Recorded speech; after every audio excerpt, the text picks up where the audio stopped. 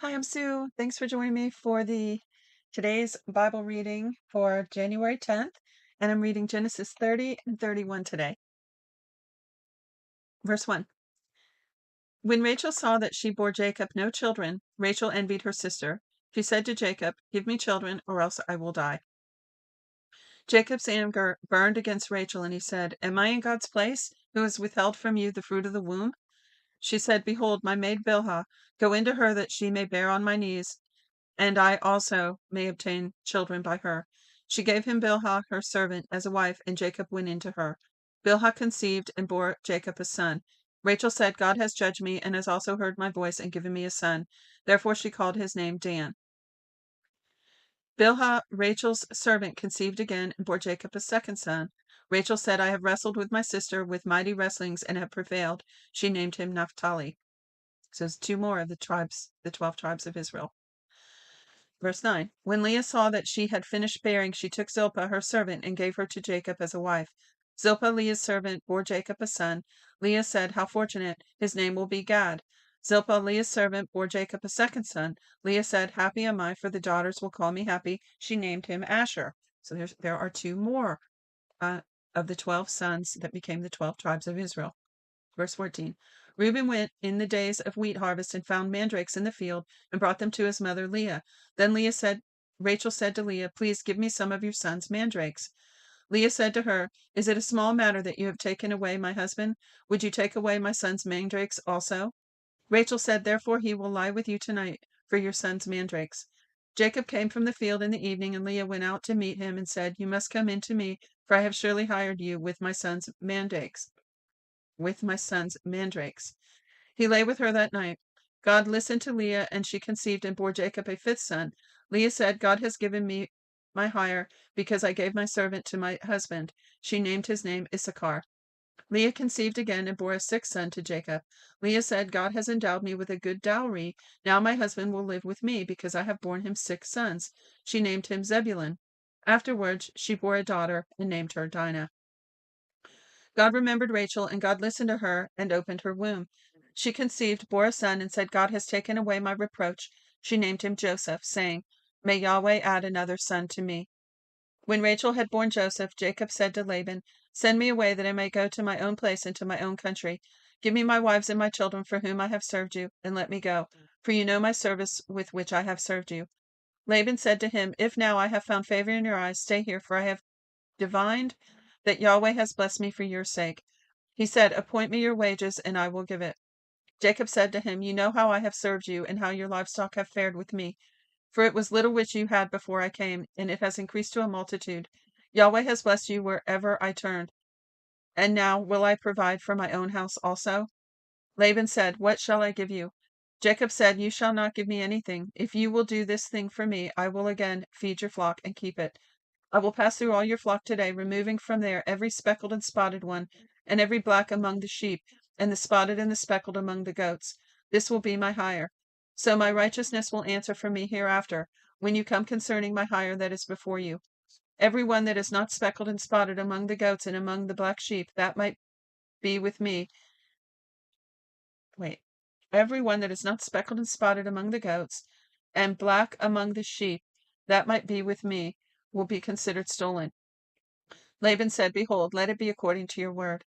That day he removed the male goats that were streaked and spotted, and all the female goats that were speckled and spotted, every one that had white in it, and all the black ones among the sheep, and gave them into the hand of his sons.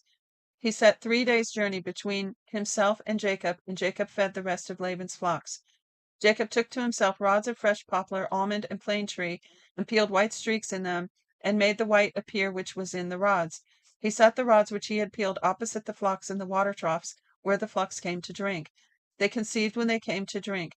The flocks conceived before the rods, and the flocks produced, streaked, speckled, and spotted. Jacob separated the lambs and set the faces of the flocks toward the streak, and all the black in Laban's flock. He put his own droves apart, and didn't put them into Laban's flock. Whenever the stronger of the flock conceived, Jacob laid the rods in front of the eyes of the flock in the watering troughs, that they might conceive among the rods. But when the flock were feeble, he didn't put them in. So the feebler were Laban's, and the stronger Jacob's. The man increased exceedingly, and had large flocks, female servants, and male servants, and camels, and donkeys. Jacob heard Laban's son's words, saying, Jacob has taken away all that was our father's. He has obtained all this wealth from that which was our father's. Jacob saw the expression on Laban's face, and behold, it was not toward him as before. Yahweh said to Jacob, return to the land of your fathers and to your relatives, and I will be with you. Jacob sent and called Rachel and Leah to the field to his flock, and said to them, I see the expression on your father's face, that it is not toward me as before, but the God of my father has been with me. You know that I have served your father with all my strength. Your father has deceived me and changed my wages 10 times, but God didn't allow him to hurt me. If he said, the speckle will be your wages, then all the flock bore speckled. If he said, the streaked will be your wages, then all the flock bore streaked. Thus God has taken away your father's livestock and given them to me. During mating season, I lifted up my eyes and saw in a dream, and beheld, the male goats which leapt on the flock were streaked, speckled, and grizzled. The angel of God said to me in the dream, Jacob, and I said, Here I am. And he said, Now lift up your eyes, and behold, all the male goats which leap on the flock are streaked, speckled, and grizzled. For I have seen that all Laban does to you. I am the God of Bethel, where you anointed a pillar, where you vowed a vow to me. Now rise, get out from this land, and return to the land of your birth. Rachel and Leah answered him, Is there yet any portion or inheritance for us in our father's house? Aren't we considered as foreigners by him? For he has sold us and also used up our money. For all the riches which God has taken away from our father are ours and our children's. Now then, whatever God has said to you, do it. Then Jacob rose up and set his sons and wives on the camels, and took away all his livestock and all his possessions which he had gathered, including the livestock which he had gained in Padan Aram, to go to Isaac his father in the land of Canaan. Now Laban had gone to shear his sheep, and Rachel stole the teraphim that were his father's. And the teraphim were household idols that may have been associated with inheritance rights to the household property. Jacob deceived Laban the Syrian in that he didn't tell him he was running away.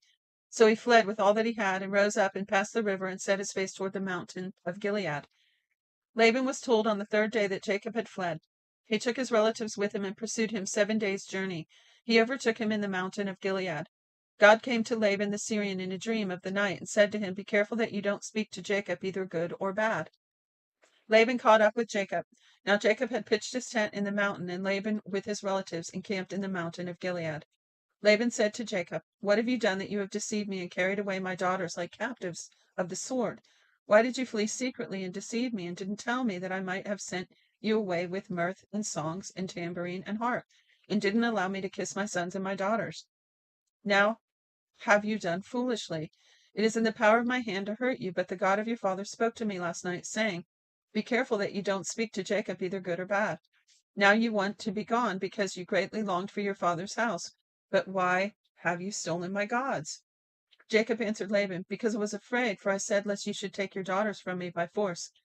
Anyone you find your gods with shall not live. Before our relatives, discern what is yours with me, and take it.